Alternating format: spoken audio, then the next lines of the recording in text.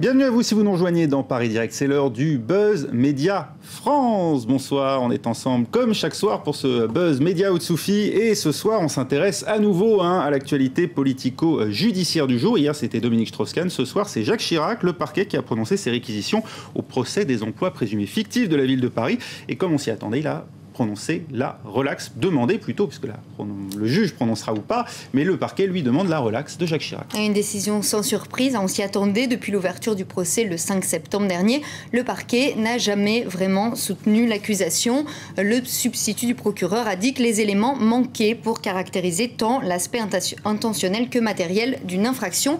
Mais pour beaucoup, c'est la preuve que le parquet n'est pas suffisamment indépendant du pouvoir politique. Du coup, sur les réseaux sociaux, les réactions ne se sont pas fait attendre et sur Twitter notamment, beaucoup considèrent que le parquet a fait le travail des avocats de la défense. C'est par exemple, vous le voyez, Pascal Robert-Diard, qui est chroniqueuse judiciaire au journal Le Monde et qui écrit à la fin du réquisitoire, Maître Kiejman, avocat de Jacques Chirac, est allé demander une copie du réquisitoire au procureur. Besoin d'un modèle. Même idée chez Maître Eolas, qui est un avocat bien connu de la toile et qui ironise.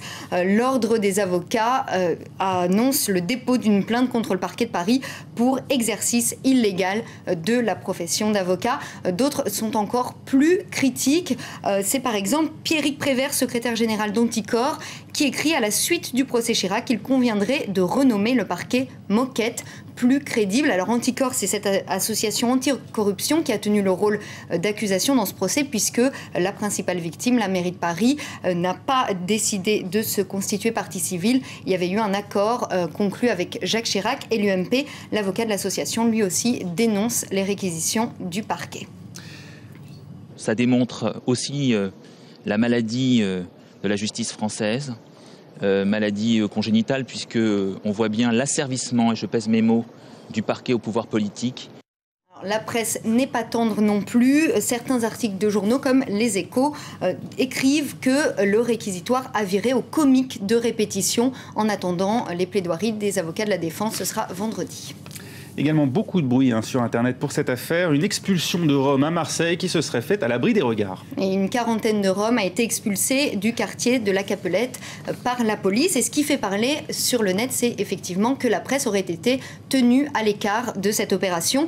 C'est en tout cas ce que nous dit Libération. Des équipes de télévision et de l'agence France Presse ont été empêchées par les CRS de se rendre à proximité du campement. Et c'est pour ça d'ailleurs que nous n'avons aucune image. Le nouveau préfet délégué à la sécurité a assisté à l'évacuation. Selon la préfecture, aucun ordre n'a été donné en ce sens. Il y a dû avoir une erreur d'interprétation, dit la préfecture. La Ligue des droits de l'homme, elle, parle de déni de la démocratie. Ce sont des choix qui ne sont pas assumés, nous dit le président de la LDH dans les Bouches-du-Rhône. La presse est en capacité de rendre compte des divergences de points de vue sur ce sujet. On veut cacher la misère, dit-il, faire disparaître le problème au lieu de le traiter. Du sport, Aude, à présent, cette période de Coupe du Monde de rugby, c'est un joueur de l'équipe des Samoa qui a créé le buzz depuis quelques jours, depuis le match en fait que son équipe a perdu contre le Pays de Galles, c'était dimanche. Oui, pour lui, les Samoa ont peut-être perdu parce qu'ils ont eu moins de temps pour se reposer de leur précédent match que les Gallois. Eliota Sapolu Fuimaono, c'est son nom. Il a critiqué le calendrier du mondial établi par l'IRB, c'est-à-dire l'International Rugby Board, sur son compte Twitter. Vous le voyez, premier tweet, IRB, arrêtez d'exploiter mon peuple, s'il vous plaît. Tout ce que nous demandons, c'est l'équité. Si on leur donne une semaine de repos, donnez-nous une semaine aussi. C'est pas ce tweet-là qui a beaucoup fait buzzer, c'est son deuxième qui est venu juste après. Il écrit « Il est évident que l'IRB est injuste, un traitement injuste comme l'esclavage, l'Holocauste, l'apartheid ». Une comparaison douteuse qui a donc fait couler beaucoup d'encre sur la toile et dans la presse. Il ne sera pas sanctionné, il aura juste droit à une remontrance de la part de sa fédération. Puis le buzz de ces derniers jours, c'est l'actrice Scarlett Johansson qui, bien malgré elle, apparaît sur la toile. L'actrice s'est fait hacker son téléphone et des photos d'elle se sont trouvées sur Internet. Et c'est notamment l'une de ces photos où elle se prend dans sa salle de bain. On voit son reflet dans le miroir, vous le voyez là. Cette photo qui a donc lancé une nouvelle mode qui porte ce nom un peu difficile à prononcer, le Scarlett Johanssoning. Le principe est donc simple, il faut se photographier dans la même position que Scarlett Johansson. Comme nous dit Libération, montre tes fesses comme Scarlett, donc dans un miroir.